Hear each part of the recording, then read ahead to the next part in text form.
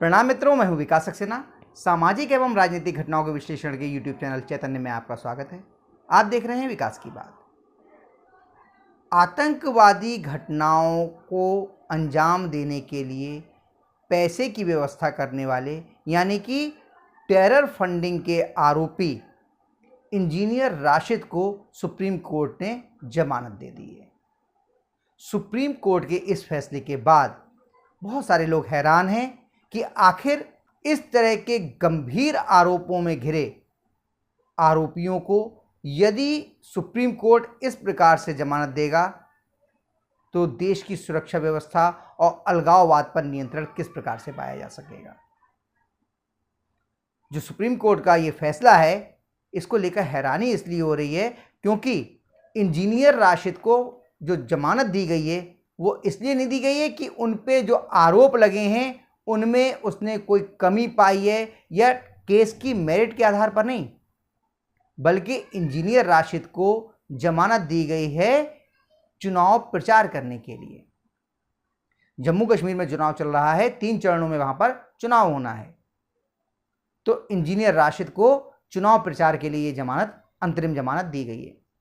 आपको याद होगा कि इससे पहले लोकसभा चुनाव के दौरान दिल्ली के मुख्यमंत्री और आम आदमी पार्टी के संयोजक अरविंद केजरीवाल को भी इसी प्रकार से अंतरिम जमानत दी गई थी ताकि वो लोकसभा चुनाव में अपनी पार्टी के प्रत्याशियों के पक्ष में मतदान कर सकें, चुनाव प्रचार कर सकें। लेकिन इसी सुप्रीम कोर्ट ने झारखंड के मुख्यमंत्री हेमंत सोरेन को अपने प्रत्याशियों के पक्ष में चुनाव प्रचार करने के लिए जमानत नहीं दी। ये एक बड़ा सवाल है सुप्रीम कोर्ट के ऊपर। कहा जाता है कि हमारा देश संविधान से चलता है, कानून से चलता है, लेकिन सुप्रीम कोर्ट के न्यायाधीश महोदय कानून की कौन सी किताब के आधार पर ये तय कर लेते हैं कि अरविंद केजरीवाल को तो वो भी वो पीएमएलए यानी कि धन शोधन के मामले में ईडी द्वारा गिरफ्तार करके जेल में रखे गए थे, और हेमंत सोरेन भी इसी मामले में यानी कि धन शोधन के मामले में ही जेल में बंद थे। लेकिन कानून की वो किताब समझ में नहीं आ रही है, वो नियम समझ में नहीं आ रहा है जिसके आधार पर अरविंद केजरीवाल जी को तो न्यायालय जमानत दे देता है लेकिन हेमंत सोरेन को जमानत नहीं दी जाती। और अब इंजीनियर राशिद को भी चुनाव प्रचार के लिए जमानत दे दी गई है।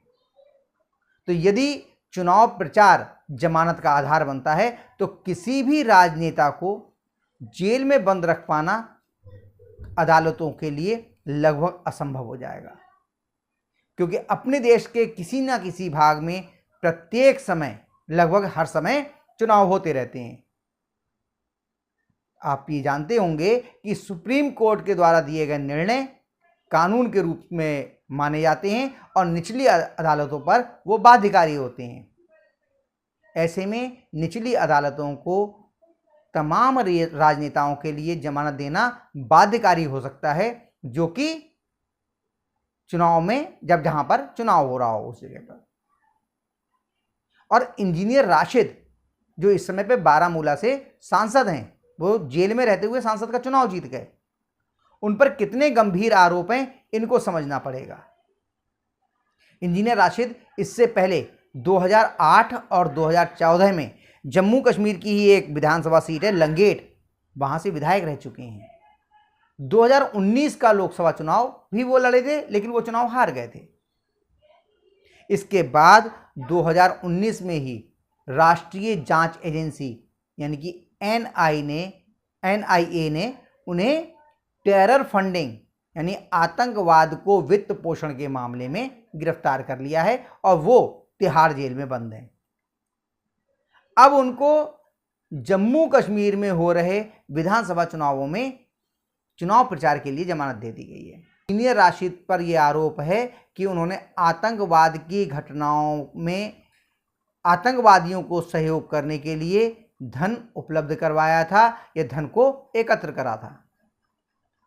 वो खुले मंचों से अलगाववादियों का समर्थन करते रहे हैं और जमानत पे छूटने के बाद अभी जब वो जम्मू कश्मीर पहुंचे हैं तो उन्होंने अपनी उसी भाषा को उसी जहरीले बोलों को बोलना शुरू कर दिया है। तो यदि इस प्रकार के फैसले सुप्रीम कोर्ट से आएंगे तो जनता में इसका अच्छा असर नहीं जाएगा। ये माननीय न्यायाधीश महोदय को समझना चाहिए।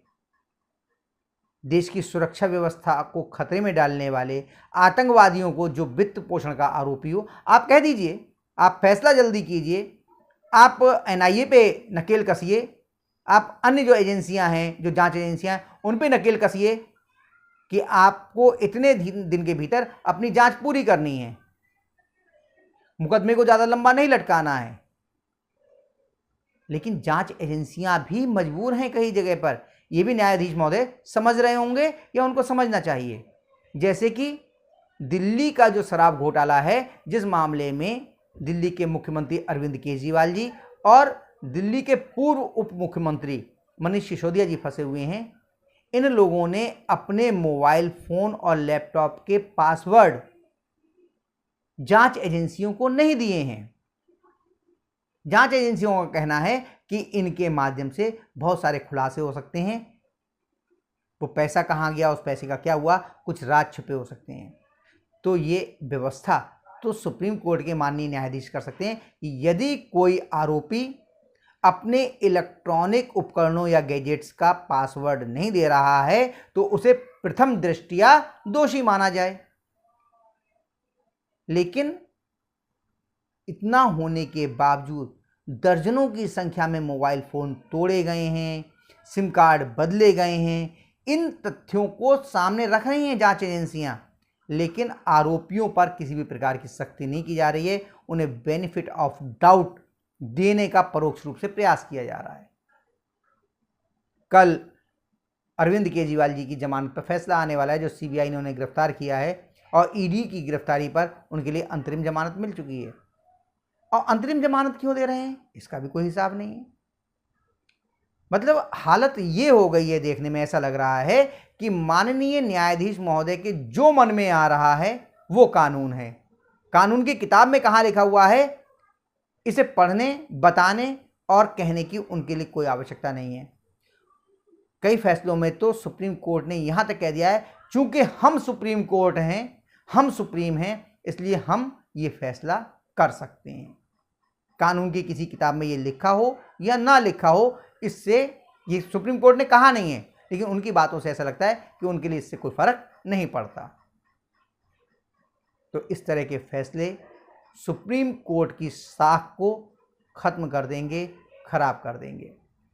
संवैधानिक संस्थाओं की साख बचाना उन संवैधानिक संस्थाओं के शीर्ष पदों पर बैठे हुए पदाधिकारियों और उच्चाधिकारियों का दायित्व भी है और उनका नैतिक कर्तव्य भी है।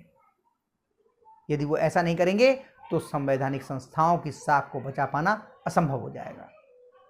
तो इंजीनियर राशिद को जिस प्रकार से अंतरिम जमानत दी गई है 2 अक्टूबर तक की, इसको लेकर जो सवाल उठे हैं वो सुप्रीम कोर्ट या उच्चतम न्यायालय की साख के लिए बहुत अच्छे नहीं हैं। तो आज के अंक में बस इतना ही। अगले अंक में हम लोग फिर मिलेंगे किसी नए मुद्दे के साथ। तब तक के लिए अनुमति दीजिए।